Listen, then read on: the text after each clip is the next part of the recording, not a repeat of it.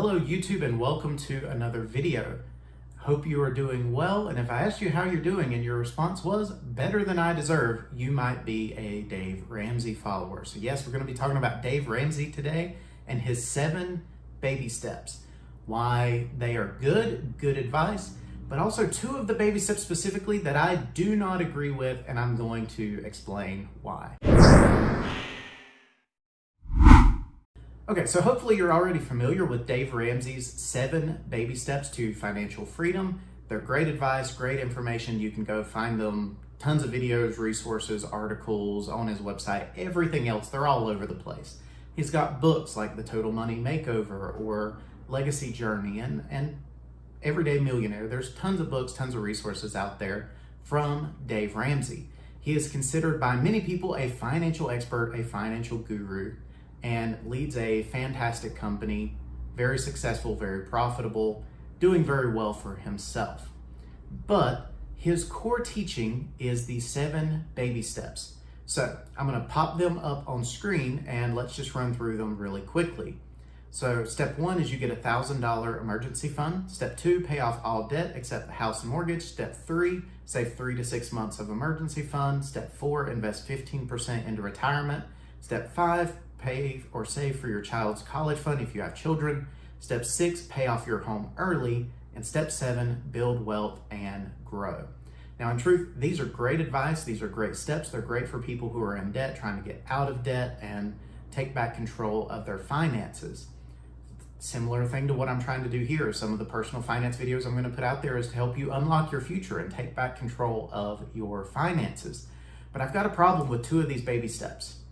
And that is number 1 and number 6. Let's get those highlighted. So, number 1, a $1,000 emergency fund. So I did some research because I was curious. When did Dave Ramsey start teaching the 7 baby steps? And it was 2006.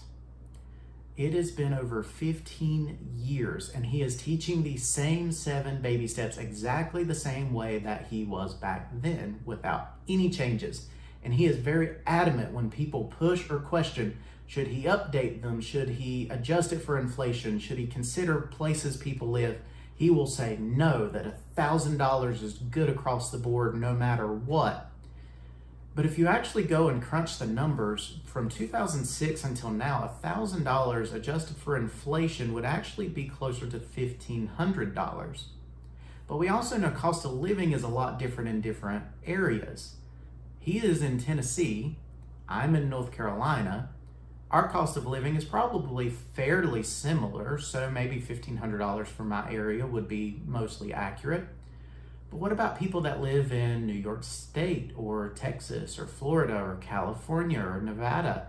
There's other states, there's other regions where taxes are different, cost of living is adjusted. Do you live in a city? Do you live out in the country somewhere? There are different things that truly do impact people's cost of living. So me, I have a problem with this because I do not think $1,000 is enough anymore. I think it needs to be increased. It needs to be upgraded to better help people and support them in the event they need to tap into emergency funds while they're working the rest of the baby steps. So let's throw a couple numbers out there for comparison. Rent is continuing to increase. Median home prices are continuing to increase. Median rent as of right now, 2022, is roughly $1,800 in the United States. So $1,000 does not cover median rent. Median home price is over $400,000. They just released that for this year as of June 2022. They just hit another record, closing in on $420,000 for a median home price. Now, the world is far from where we were 15 years ago, but I don't think Dave Ramsey is understanding that from a financial perspective. He's just going to teach exactly what he knows. And don't get me wrong, I appreciate that. Somebody that is consistent, they're going to stick to what they believe, what they know, and what they hold as their values. Not going to question him, not going to argue. I admire that to some extent.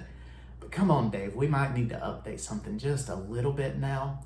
So I want to throw another number out here at you. I've got it written down. So as the median home price is over $400,000 with current interest rates that are out there on the market, if you follow the Dave Ramsey philosophy, you should spend no more than 25% of your take-home pay on your home expenses or your mortgage or rent or that type of thing. So at roughly $400,000, this median home price, you would have a payment of about $2,600 per month. Yeah, that's a little up there. I'm going to talk about that a little more and break that number down just a little more. But to summarize it and get the point across, $1,000 is just not going to cut it anymore. $1,000 does not go near as far as it used to. $1,000 15 years ago is not the same $1,000 we have today. We can sit back and go, thanks inflation, but it is just what it is. We've always had inflation. We've always had things costing more and growing. Inflation changes things over time. We can argue this with minimum wage or wages in general. We can argue this with the value of the dollar or other currencies. We can argue it with home prices. Inflation is going to change things. But in truth, I don't think this $1,000 really covers you for even a month anymore. When you take into account groceries, utilities, or payments, or anything that you may not be able to get financial relief from if you were to lose your job or face a hard financial situation, $1,000 is not going to cut it. Even some of your home appliances, a refrigerator or other utilities in your house, $1,000 is pushing it if you go to buy a new one. You're gonna have to go find used and hope it works and doesn't just stop working on you and you have to go buy another used one because you don't have that much money in your emergency funds. You don't have a lot of flexibility there. But I digress. Let's move on to the second one that I've got a problem with, and that is step number 6, to pay off your home early. So that is easier said than done. It's easy to just say, step 6, just pay off your home early. To do that practically is much harder. So I remind you again, Dave Ramsey teaches no more than 25% of your take-home pay should be towards housing expenses or rent or mortgage, that type of thing. So if we follow that philosophy, let's take a look at that median home price again.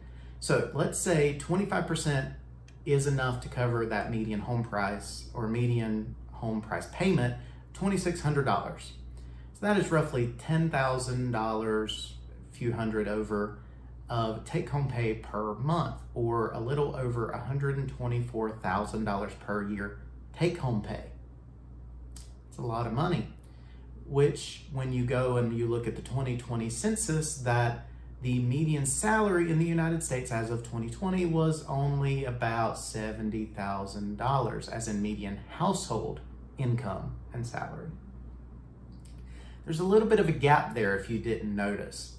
So when we consider that and you say, okay, but Nick, there's been wage growth. There's been, in the midst of the inflation, the Great Resignation, and everything that's happening, we've got wages going through the roof, and surely we're way over that 70,000 mark. Yeah, I'm gonna pop a chart here up on screen for you, and let's just look at that. Yeah, 5 to 8% wage growth on a year-over-year basis. So let's say, at an extreme example, you've seen 15% wage growth. Well, if you take that number, yeah, you're still not anywhere close to that $124,000 mark. You're still just not there. And this is just for a median home price. So you say, well, Nick, we can buy a smaller home, a lower home. Maybe we get into something different that's more affordable. That's what most people are doing. And the market is way more competitive. In that situation, you end up overpaying for a home. You get something that needs a lot of repairs, a lot of fixing up. What money are you going to use to fix that up? Well, you're going to have to tap into emergency funds. So there's a lot of problems and issues with this paying off your home early. If I want to add another thing to it, Dave Ramsey teaches to get a 15-year fixed rate mortgage and do not sign up for a 30-year fixed rate mortgage. Well, I'm not even going to calculate what the payment looks like on a median home on a 15-year fixed rate mortgage, because who can afford that? I mean, you're looking at needing $200,000 to $300,000 a year in annual salary as a household to do that. That is not middle income America anymore. You're starting to get up into the upper earners of the entire United States to be able to afford those types of things. But yet Dave Ramsey's philosophy and teachings are still the same. It's going to be tough for Dave Ramsey to stay and for this philosophy of these same 7 baby steps to continue for many more years into the future. They're going to have to be updated or adapted or changed in some way to adapt with the times. They've lasted for over 15 years. They've been solid. They've been great. I don't think they're going to last another 15. I struggle to think they're going to last another 5 to 10 even. We have to consider that times are changing. There's wages changing, inflation is changing, housing market is changing, cost of living is changing. Everything about finances is changing. Dave Ramsey, you might want to consider updating your 7 baby steps accordingly. That's just my opinion, but what do I know? I'm just some random guy on the internet making videos. Dave Ramsey doesn't always appreciate criticism. He gets it quite often, and he just simply says no. Don't get me wrong, I like Dave Ramsey. I actually got a chance to hear Dave Ramsey speak last year at a conference. Fantastic speaker, fantastic guy.